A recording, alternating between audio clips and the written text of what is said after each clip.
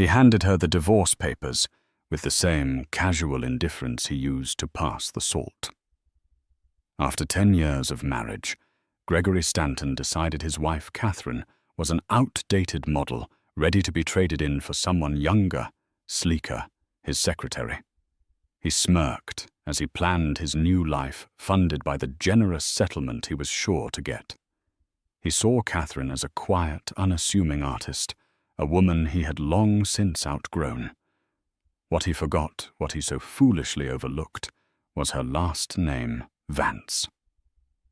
He had married the daughter of Harrison Vance, a man who didn't just play the game of high finance. He owned the entire board. This isn't just a story of a divorce.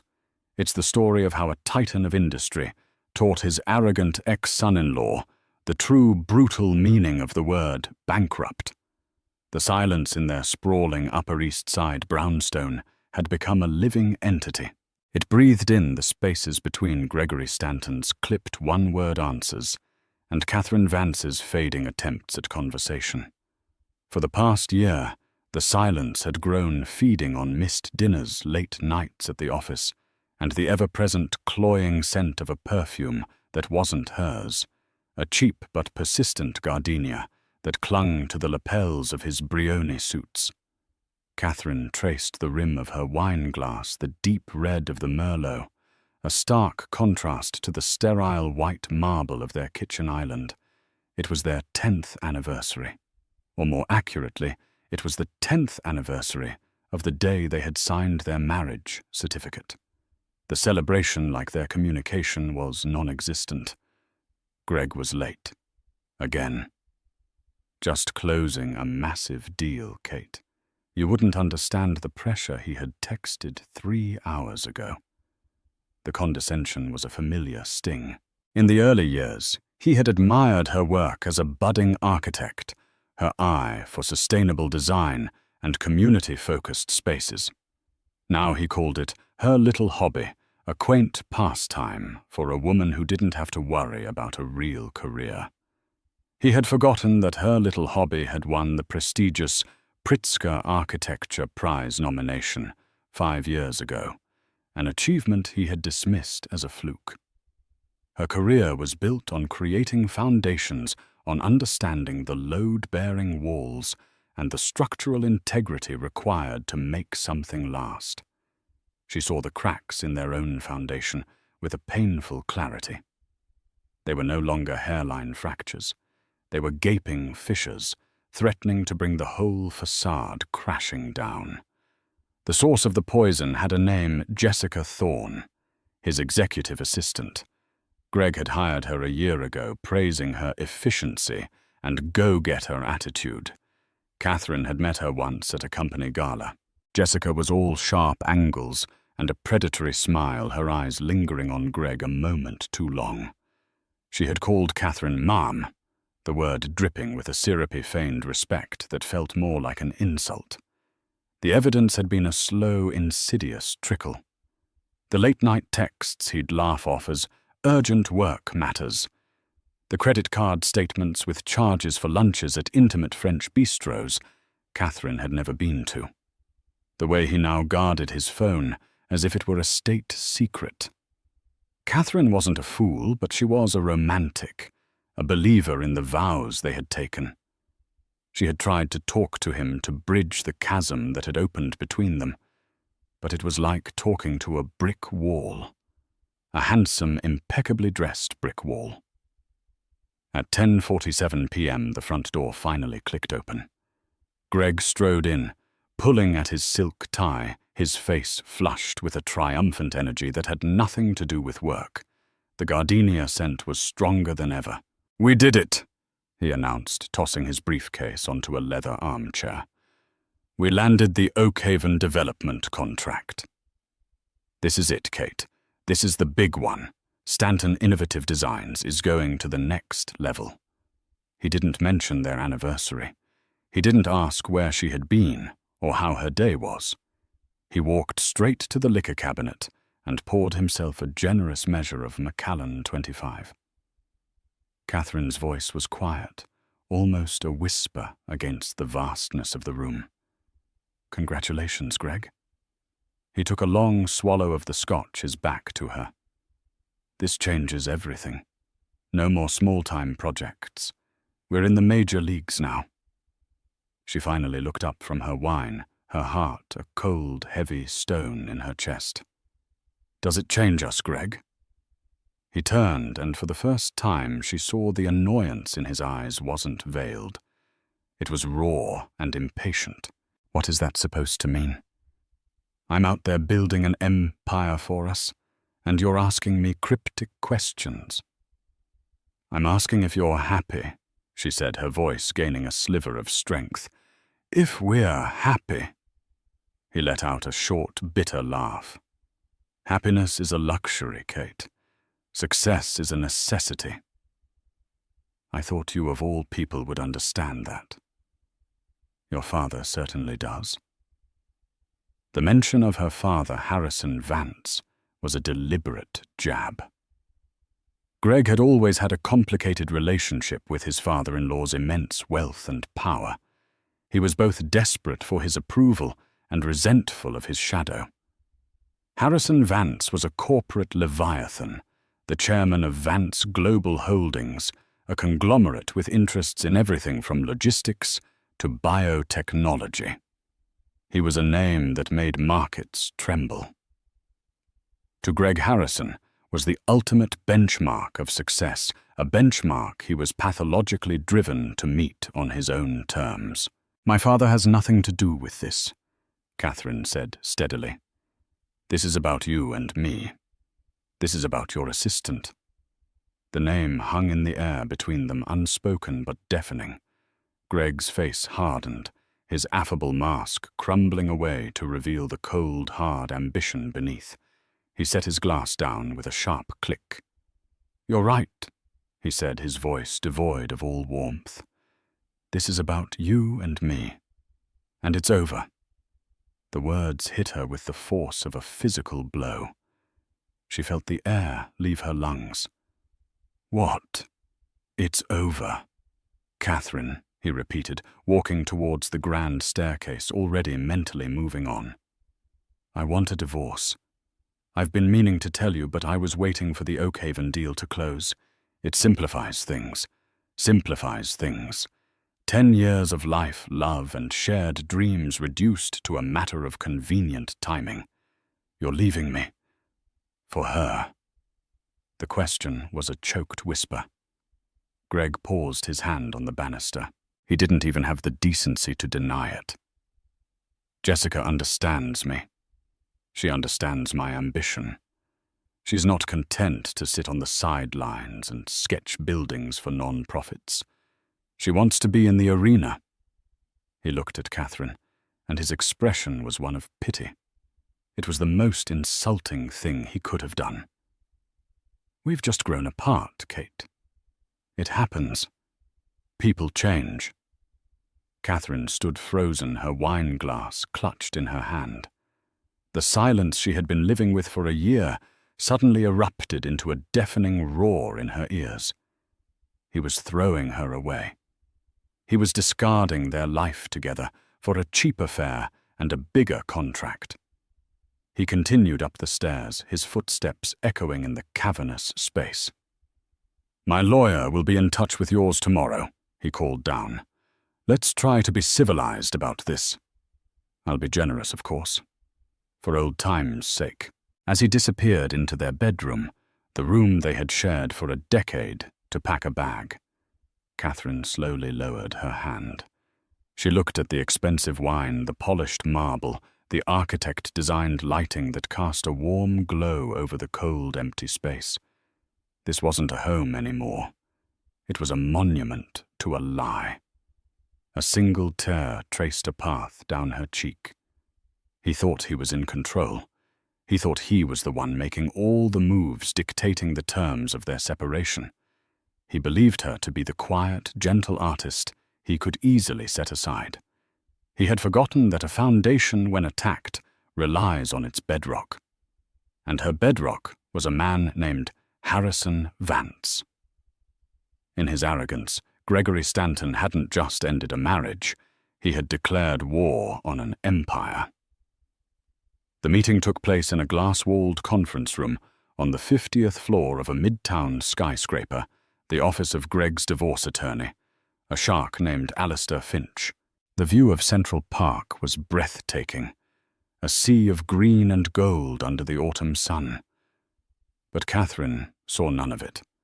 Her world had shrunk to the polished mahogany table and the smug faces of the two men sitting opposite her and her lawyer, a calm, methodical man named Robert Abernathy. Abernathy was her father's man, dispatched the morning after Catherine's tearful late-night call to Harrison. He was in his late 60s, with a mind as sharp as a shard of glass and a loyalty to the Vance family that was absolute. He had reviewed the prenuptial agreement she and Greg had signed a decade ago, an ironclad document drafted by his very own firm.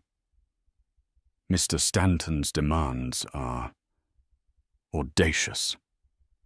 Abernathy had told her that morning, his tone dry as dust.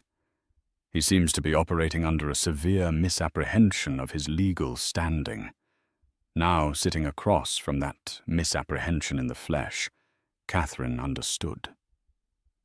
Greg was radiating a confidence that bordered on megalomania.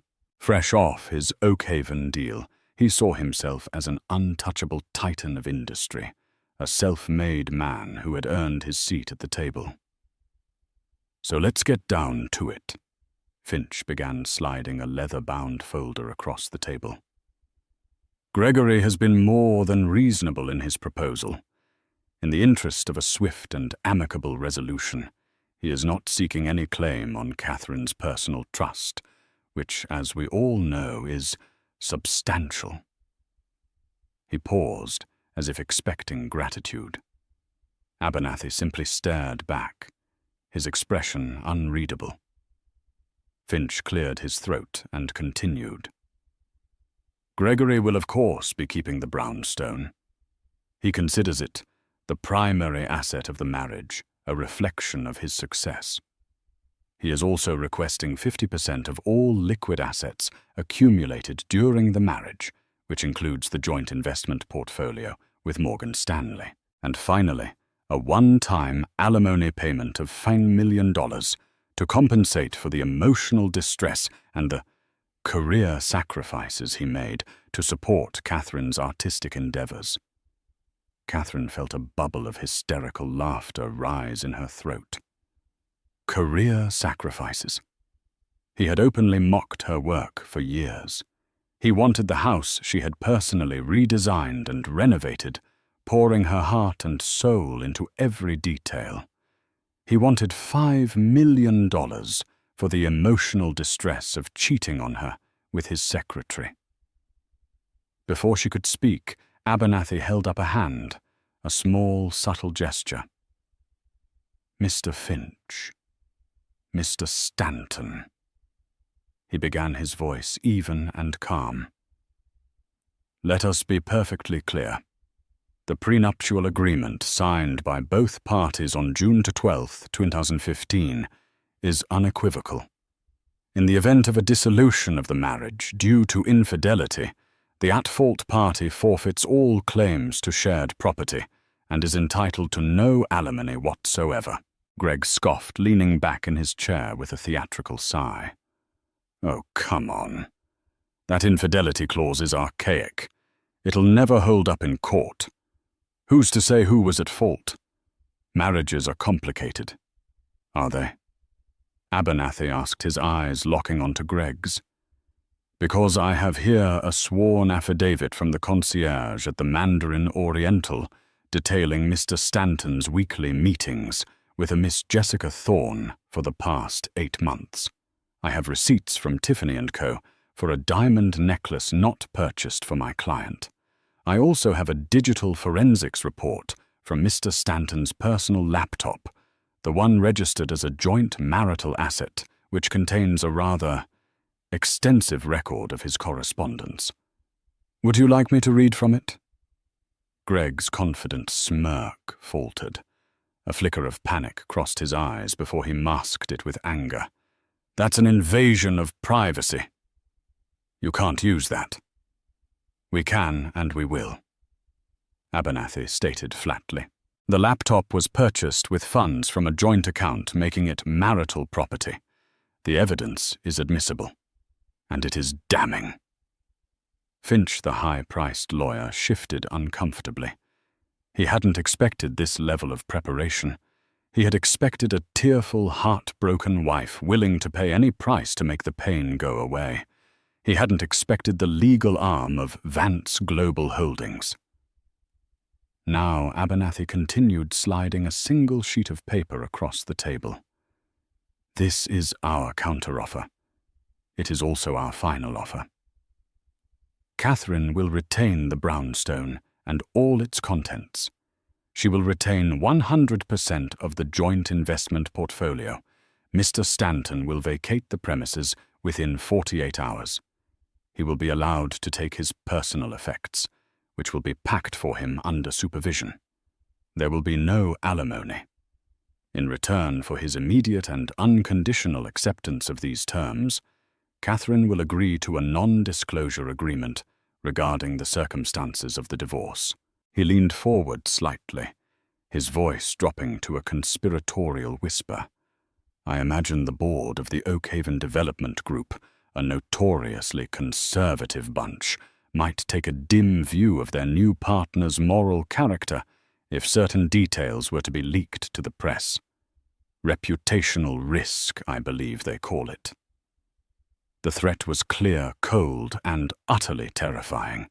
Greg's face went from pale to a blotchy, furious red. He was being cornered, outmaneuvered at every turn. He looked at Catherine, expecting to see triumph in her eyes, but all he found was a deep, profound sadness. This was the man she had loved, reduced to a petty, greedy stranger. "This is because of him, isn't it?" Greg spat, his voice trembling with rage. "This is your father. You ran crying to Daddy, and he sent his pit bull to clean up your mess. You can't do anything on your own. Can you, Kate?" The insult meant to wound her barely registered. She had spent a decade trying to prove she was more than just Harrison Vance's daughter. She had built a career, a home, a life, all in an attempt to stand on her own 2 feet. And in the end, when the man she had given that life to tried to burn it all down, it was her father's power that was her shield. The irony was not lost on her. "Sign the paper, Greg," she said, her voice finding a strength she didn't know she possessed. "It's over. Just sign it and go." His eyes darted between Catherine Abernathy and his own lawyer, who gave a nearly imperceptible shake of his head. Finch knew they were beaten. To fight this would be to invite public humiliation and professional ruin for his client. With a hand that shook with fury, Greg snatched a pen and scrawled his signature on the document. He threw the pen down on the table, the clatter echoing in the silent room. He stood up his chair, scraping loudly against the floor. He pointed a finger at Catherine. "You'll regret this," he hissed. "I built my company from nothing. I don't need you. I don't need your father's money. I have the Oakhaven deal. I'm still winning. You and your father. You'll see." He stormed out of the room, Finch scurrying after him. The door clicked shut, and Catherine finally let out the breath she had been holding. She felt no victory, only a hollow ache. The severance was complete. The legal ties were cut. But as Greg's final arrogant words hung in the air, she knew this was far from over. He didn't understand. He thought this was about a divorce settlement. He couldn't grasp that he hadn't just insulted Catherine Vance, the architect. He had profoundly insulted Catherine Vance, the beloved daughter of Harrison Vance. And for a man like Harrison, some insults were debts that could only be repaid in full with devastating interest. Harrison Vance's office on the 80th floor of the Vance Global building was a testament to his philosophy. Power is quiet. There were no ostentatious displays of wealth. The walls were paneled in dark, unpolished mahogany. The furniture was minimalist, a collection of Eames and Le Corbusier pieces that valued form and function over flash. The only art was a single massive Mark Rothko painting, its deep, brooding colors seeming to absorb all the sound in the room. The view, a panoramic sweep of the Manhattan skyline, was the only true decoration, a constant reminder of the world he dominated. Harrison himself was much like his office. At 72, he was lean and impeccably dressed in a bespoke suit that cost more than most cars. His hair was a shock of perfectly coiffed silver, and his eyes, a piercing shade of blue, missed nothing. He moved with a deliberate, unhurried grace that belied the ferocious speed at which his mind worked. He was a predator who had no need to roar. His very presence was enough to silence a room. He had listened to Catherine's initial call 2 days ago, with a stillness that would have unnerved anyone who didn't know him. He didn't interrupt. He didn't offer platitudes. He simply absorbed the details of his daughter's pain and Gregory Stanton's betrayal. When she finished, her voice thick with tears, he had said only 4 words: "I will handle it." Now he sat behind his vast desk, not looking at the city, but at a single tablet displaying a complex flowchart. Robert Abernathy sat opposite him, having come directly from the meeting with Greg and his lawyer. He signed. Abernathy reported his voice neutral. He was belligerent, but he signed. He will be out of the brownstone by Friday. Harrison nodded slowly, his gaze still fixed on the tablet. His final words: arrogant. He believes the Oakhaven deal makes him invincible. He credited himself with building his company from nothing and stated that he didn't need Catherine or her family's money. A rare, cold smile touched Harrison's lips. It did not reach his eyes. From nothing. That's a rather creative interpretation of history. He tapped the screen of his tablet. I've had my analysts at Kroll run a deep dive on Stanton Innovative Designs. A fascinating read. He swiveled the tablet for Abernathy to see. It was a detailed history of Greg's company from its inception. Seed money, Harrison said, pointing to the first entry. $500,000. The official records list it as an inheritance from a distant aunt. In reality, it was an anonymous wire transfer from a subsidiary of a Vance Global Trust, a wedding gift I made to Catherine, which she then loaned to her ambitious new husband, so he could feel like he was building something himself. He tapped the screen again. His first major contract, a boutique hotel in Soho. The developer, a Mr. Peterson, was remarkably accommodating on his terms. Coincidentally, Mr. Peterson's construction firm had a $40 million loan with Gibraltar Financial, a bank where Vance Global holds a 19% stake. A quiet word from me to the bank's chairman ensured Mr. Peterson was receptive to the promising new architect. He continued down the list. A zoning variance that was mysteriously approved, a key supplier who extended a generous line of credit when no one else would, a negative story in the Post about a competitor that was killed at the last minute. Each step of Greg's ascent had been quietly and visibly paved with Harrison Vance's influence. Greg had been so blinded by his own ambition that he had mistaken a carefully constructed launch pad for his own innate talent. He believes he built his empire. Harrison murmured more to himself than to Abernathy. He has no idea he was merely a tenant in a building I owned all along. It is time to issue an eviction notice. Abernathy watched his boss, a man he had served for 40 years. He had seen him dismantle corporations, orchestrate hostile takeovers, and crush competitors with surgical precision. But this was different. This had a current of personal fury beneath the icy calm. This was for Catherine. "What are your instructions?" Sir Abernathy asked.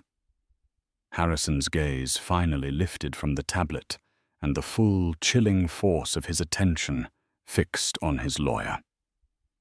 "The Oakhaven Development Group. Their financing for this project is a complex syndicate of lenders. Find the linchpin, the one lender whose withdrawal would cause a confidence cascade. Buy their position. We will become their primary creditor." "Understood, sir." "And Stanton's other lines of credit. Stanton Innovative Designs is leveraged to the hilt," Harrison said, his voice dropping. He used projected earnings from the Oakhaven deal to secure a massive expansion loan from Gibraltar Financial, the very bank we helped him with years ago. "I had a conversation with Chairman Reynolds this morning. A very pleasant chat. We discussed risk management. I expressed my concern about overexposure to the volatile commercial real estate sector. Gibraltar will be calling in his loan, citing a material adverse change clause. The full amount will be due in 30 days. 30 days. It was a death sentence for a company like Greg's. His suppliers, Abernathy prompted. Most of his material contracts are with subsidiaries of the All-State Materials Group. As you know, our pension fund is their largest institutional investor. They will be informed that, due to a strategic review, all credit terms with Stanton Innovative Designs are revoked. Payment will be required up front for all future orders, immediately. The strategy was brutally elegant. It wasn't a frontal assault. It was a systemic strangulation. Harrison wasn't just going to knock Greg down. He was going to dismantle the entire ecosystem that supported him piece by piece, until there was nothing left but air. "And what about Miss Thorne?" Abernathy inquired. Harrison waved a dismissive hand. "The secretary. She is a symptom, not the disease. She is drawn to power and money. When those are gone, she will vanish like the morning mist. She is beneath my notice." His focus was solely on Greg. The boy's arrogance is his fatal flaw. He flew close to the sun, believing he had built his own wings. He is about to discover they were made of borrowed feathers. And I am recalling the loan. He stood up and walked to the vast window, clasping his hands behind his back as he looked down at the city below. He saw it not as a collection of buildings and people, but as a complex network of power, influence, and debt. A system he knew how to manipulate better than anyone alive. "He hurt my daughter." "Robert Harrison," said his voice a low, dangerous growl. "He took her love and her loyalty. And he treated them like disposable assets. He thought my family's name was a tool for him to use. He is about to learn that it can also be a weapon of unimaginable weight." Down below, somewhere in that concrete jungle, Gregory Stanton was probably celebrating toasting his freedom and his bright future with his mistress. He was blissfully unaware that a silent, patient predator perched high above the city had just marked him as prey. The hunt had begun. The first tremor hit on a Tuesday. Greg was in a meeting with his senior design team, mapping out the initial phases of the Oakhaven project. He was on top of the world. The divorce was a minor annoyance, a footnote in his grand ascent. He had Jessica by his side. He'd even promoted her to Chief Operating Officer, a title that came with a corner office and a staggering salary. He felt liberated, powerful, and unstoppable.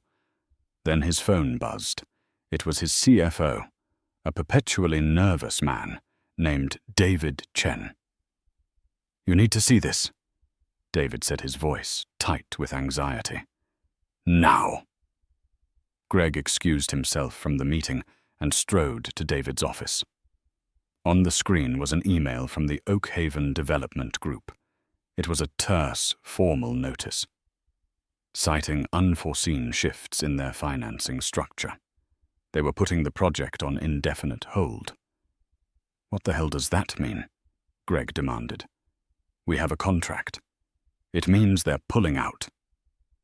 David said, his face pale. The contract has a termination clause, Article 7B. If their primary financing is withdrawn, they can dissolve the agreement with a penalty payment. The penalty is a fraction of what the project is worth. Greg felt a jolt of cold fear. Their financing was solid. It was with a consortium led by Deutsche Bank. Was David stressed? According to my source, a private equity firm, Blackwood Capital, bought out Deutsche Bank's position last week. They then declared the terms of the loan unacceptable and withdrew the funding. The whole consortium collapsed. Blackwood Capital. Greg frowned. I've never even heard of them. They're new, but they're aggressive. Rumor is they're a front for a much bigger player. A bigger player. The words echoed ominously in Greg's mind. He spent the rest of the day on the phone, yelling at lawyers and contacts at Oakhaven, but it was like punching a ghost. The decision was final. The deal that was supposed to make him a legend was gone. The next day, the second tremor hit. It was a call from Mark Reynolds, the chairman of Gibraltar Financial. Greg had golfed with him. He considered him a friend. Greg, my boy. Terrible news. Reynolds said, his voice oozing a practiced, insincere sympathy. The board had a risk assessment meeting. Given the collapse of the Oakhaven deal, we're seeing a material adverse change in your company's financial outlook. We have to call in the $20 million expansion loan. As per the covenant, it's due in 30 days. The phone felt slick in Greg's sweating palm. 30 days. Mark, you can't be serious. That's impossible. My hands are tied. Greg, the board is spooked. You know how it is. Greg didn't know how it was. He had never been on this side of the phone call before. He had always been the one in favor, the one whose risks were underwritten. Now, suddenly, he was a liability. The tremors were becoming an earthquake. He called his suppliers at All State Materials Group to arrange the steel and concrete for a smaller ongoing project. The purchasing manager, a man who had been whining and dining him for years, was suddenly cold and formal. I'm sorry, Mr. Stanton. Our corporate policy has changed. All future orders with your firm will require 100% payment up front via wire transfer before we can process them. Up front. We have a net 60 credit line with you. Greg roared. That credit line has been suspended effective immediately. I'm sorry. It's a decision from corporate. Panic, cold and sharp, began to claw at Greg's throat. This wasn't bad luck. This wasn't a market downturn. This was a coordinated attack. One by one, the pillars holding up his business were being kicked out from under him. The Oakhaven deal, his bank financing his supply chain, all gone within 48 hours. He retreated to his office, the grand space he had designed as a monument to his own success. It now felt like a tomb. Jessica came in her usual confident swagger, replaced by a nervous energy. "Greg, what's going on?" she asked, her voice high-pitched. "My new company, Amex, was just declined. The company accounts are frozen. It's a temporary cash flow problem," he snapped, running his hands through his hair. "I'm handling it." But he wasn't handling it. He was drowning. He spent the next week frantically calling every financial institution and private investor he knew, trying to secure a bridge loan to pay back Gibraltar. The answer was always the same: a polite but firm no. It was as if a memo had gone out across Wall Street. Gregory Stanton is poison. His carefully curated network of friends and contacts evaporated. Calls went unreturned. Invitations to lunch were politely declined. The men who had clapped him on the back and called him a genius a week ago all looked through him at industry events. Jessica's support began to curdle into resentment. The shopping sprees stopped. The lavish dinners were replaced by tense nights eating takeout in the half-empty brownstone. Catherine's things were gone packed and removed with ruthless efficiency, leaving sterile, empty spaces that mocked him. "You promised me we were going to the top, Greg," Jessica said one evening, her voice sharp with accusation as she looked at a past-due bill for her new Mercedes. "This doesn't feel like the top. This feels like a sinking ship." "I just need more time," he insisted, his desperation palpable.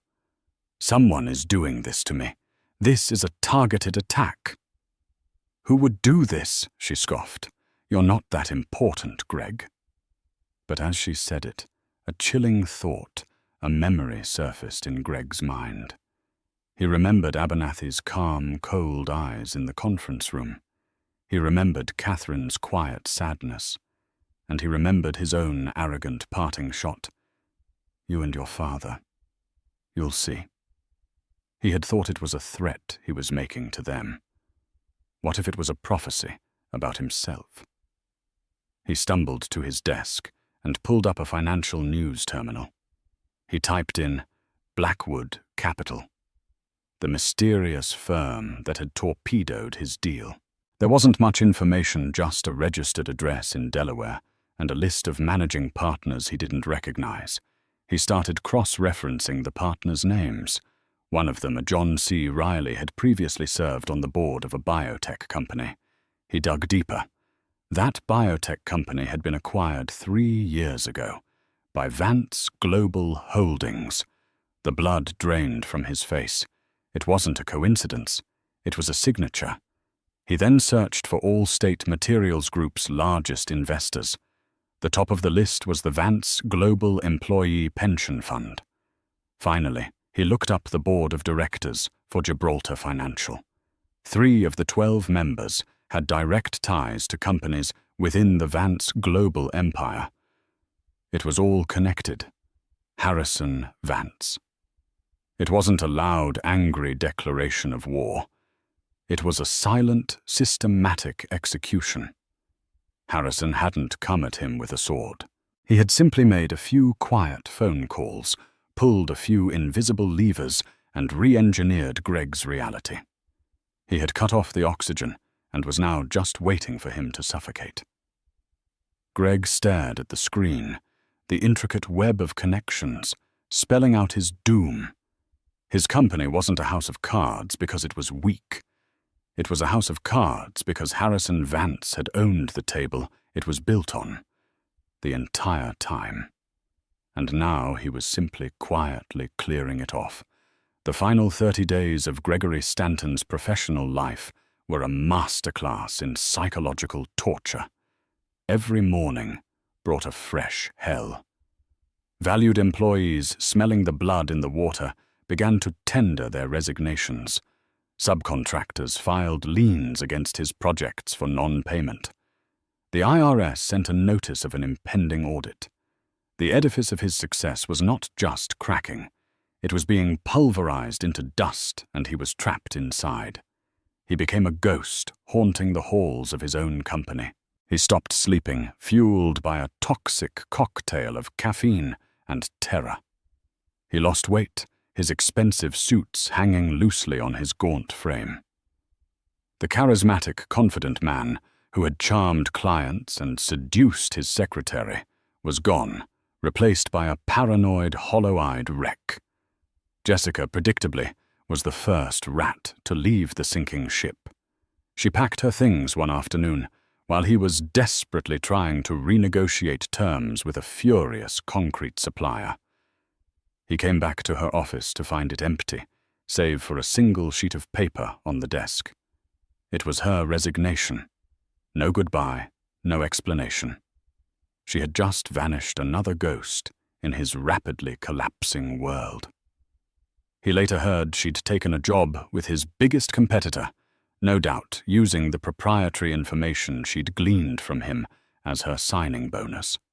The day of the reckoning arrived with a cold grey drizzle that mirrored the state of Greg's soul. It was the deadline for the Gibraltar financial loan repayment. He was sitting in his office, staring at a bank balance that was less than his monthly mortgage, when his assistant temp, the only one he could afford, told him a Mr. Abernathy was here to see him. Greg's heart hammered against his ribs. He felt a surge of pure, impotent rage. He straightened his tie, smoothed his hair, and walked out to the reception area, determined to face his executioner with some semblance of dignity. Robert Abernathy stood by the window looking out at the rain-streaked city. He was the same calm, immovable figure from the divorce meeting.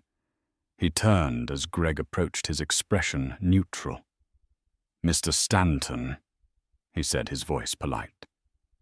"Thank you for seeing me." "What do you want?" Greg snarled. "Have you come to dance on the grave?" "Not at all," Abernathy replied smoothly. "I am here on behalf of a client who has recently acquired your debt from Gibraltar Financial. As you have defaulted on the payment, my client is now the primary lien holder on all assets of Stanton Innovative Designs, including its intellectual property, ongoing contracts, and all physical property." Greg stared at him, uncomprehending. "Your client? Who?" "It seems your company is officially bankrupt," Abernathy continued, ignoring the question. "A sad day. However, my client saw an opportunity. They have purchased the company lock, stock, and barrel from the receivers. For pennies on the dollar, I might add." The rage in Greg's chest was replaced by a creeping, icy dread. "Who bought my company?" he whispered. Abernathy allowed himself a small, thin smile. The new owner felt it was important to oversee the transition personally. "She is waiting for you in your old office." "She—" The word hung in the air. Suddenly, Greg couldn't feel his legs. He stumbled past Abernathy, his mind refusing to process the implication. He pushed open the door to his office, the room that had been the center of his universe. And there she was.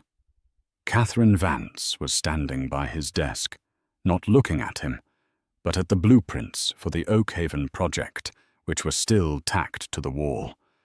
She was not the heartbroken, tear-streaked woman he had left behind. She was dressed in a tailored navy blue power suit, her hair pulled back in a sleek, professional style. She radiated a quiet confidence and an authority he had never seen in her before. She looked powerful. She looked like her father. She turned to face him, her eyes calm and clear. There was no hatred in them, no anger. Just a cool, dispassionate assessment that was somehow more terrifying than any rage. "Hello, Greg," she said, her voice even. "Kate, what is this?"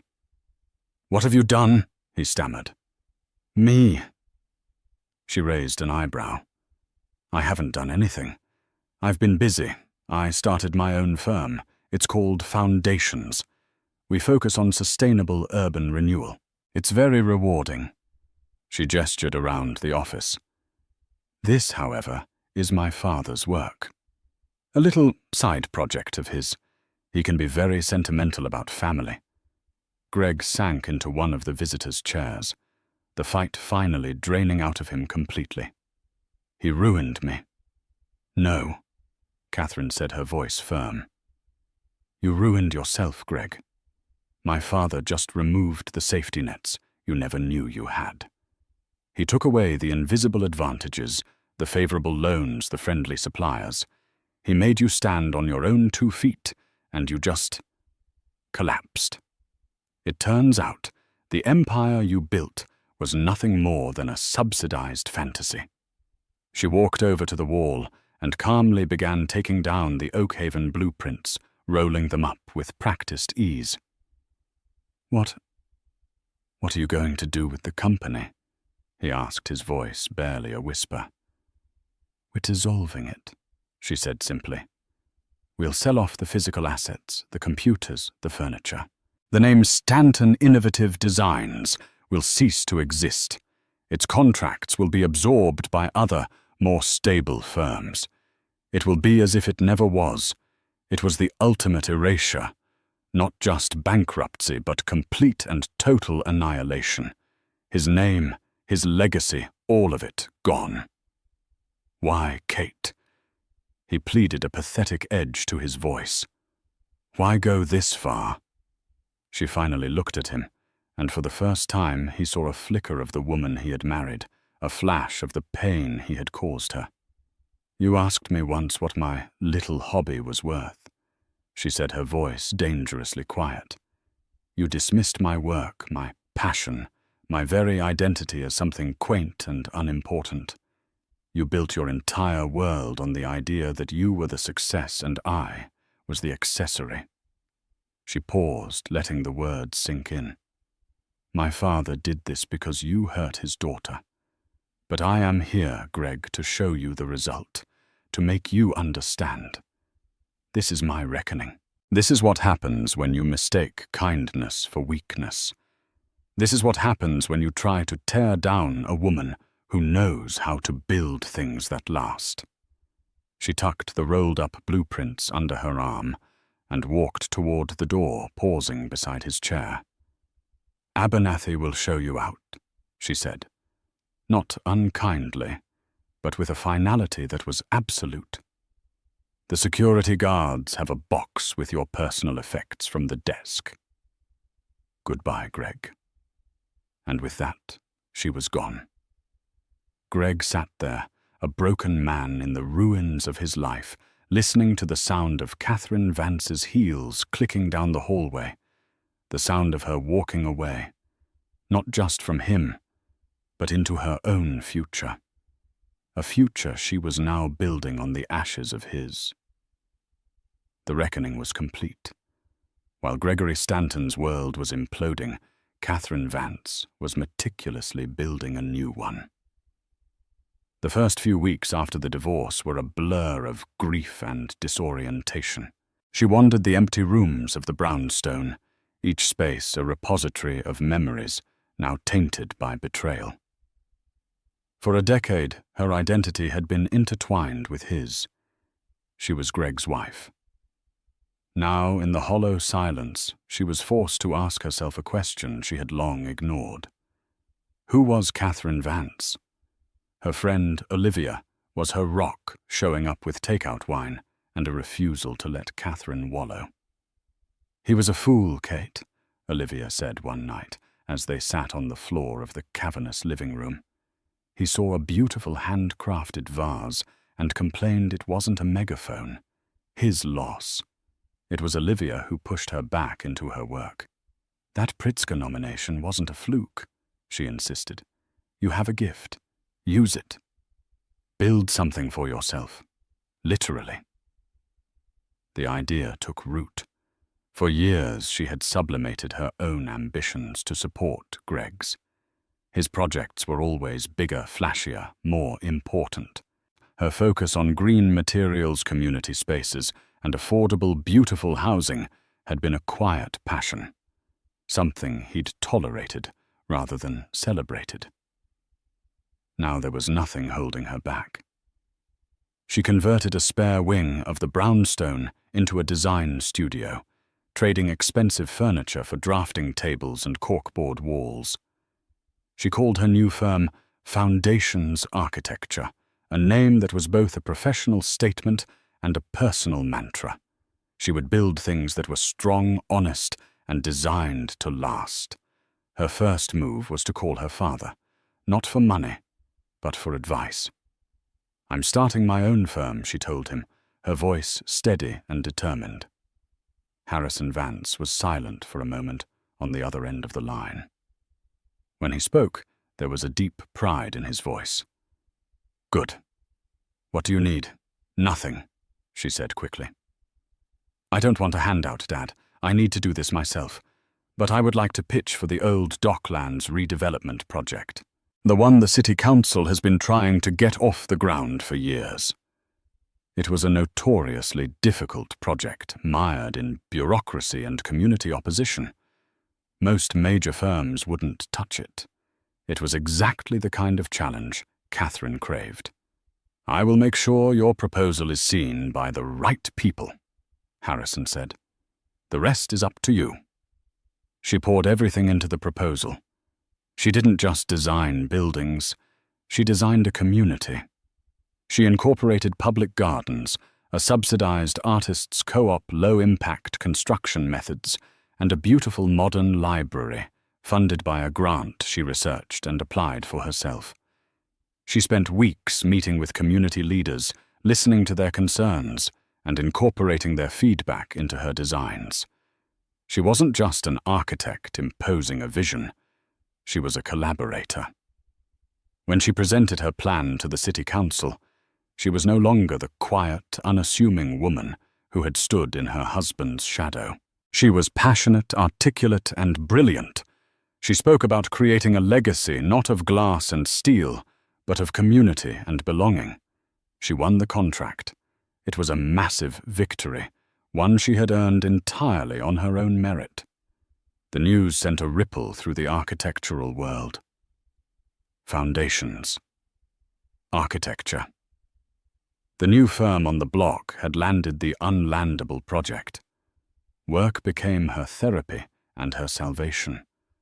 She hired a small, dedicated team of young, bright architects who shared her vision. Her studio became a vibrant hub of creativity and collaboration, a stark contrast to the toxic, ego-driven environment at Stanton Innovative Designs. She was in her element, doing the work she was born to do. She was happy. It was a deep, resilient happiness she hadn't felt in years. It was 3 months after she had last seen Greg that their paths crossed one final time.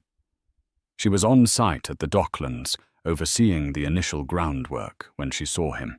He was working as part of the demolition crew, a subcontractor hired by the main construction company. He was thin-weathered and almost unrecognizable in a hard hat and a dirty safety vest. The Brioni suits and Patek Philippe watch were gone, replaced by worn-out jeans and calloused hands. He saw her at the same time. His face flushed with shame, and he quickly turned away, hoping she hadn't noticed. But she had. Catherine felt a pang, not of pity, but of a strange, distant closure. This was the reality of his empire. Without her father's invisible hand, this was where his own talent and ambition had led him. She walked over her own hard hat, firmly in place. The crew boss saw her coming and immediately grew deferential. "Ms. Vance, everything to your satisfaction." "Everything's fine, Bill," she said, her eyes on Greg's back. "I was just wondering about that man over there. Is his work satisfactory?" Bill squinted. "Stanton. Yeah, he's okay. Grumbles a lot, but he shows up on time. Bit of a know-it-all for a guy swinging a sledgehammer, though." Catherine simply nodded. She could have had him fired. One word from her, and he would be gone.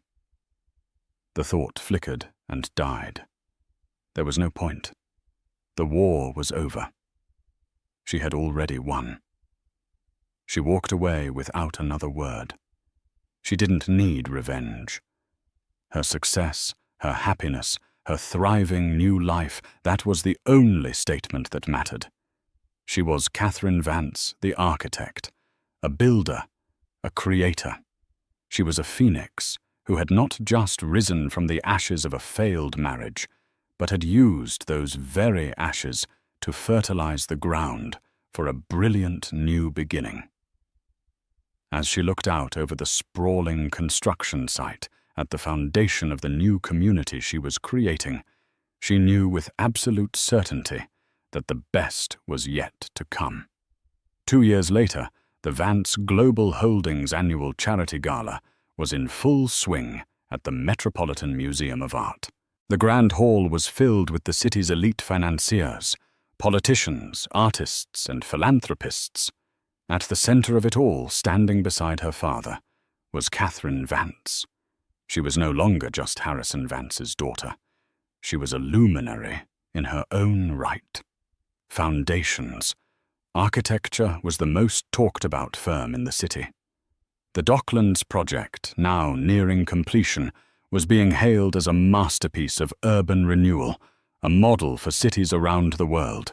It had won her a slew of awards, and this time no one dared call it a fluke.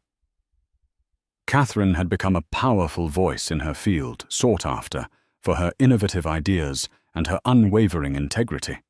She moved through the glittering crowd with an easy grace and a confidence that was born not of privilege, but of achievement. She wasn't the timid woman who had once shrunk from the spotlight. She was a woman who had built her own stage and was now comfortably commanding it. Her father watched her, a rare, genuine smile on his face. Their relationship had transformed. The protective, distant billionaire had become a mentor and a confidant.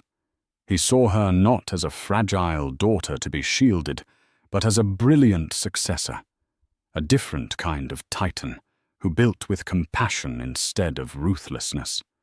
He had torn down Greg's world to protect her, but she had built her own world through her own strength.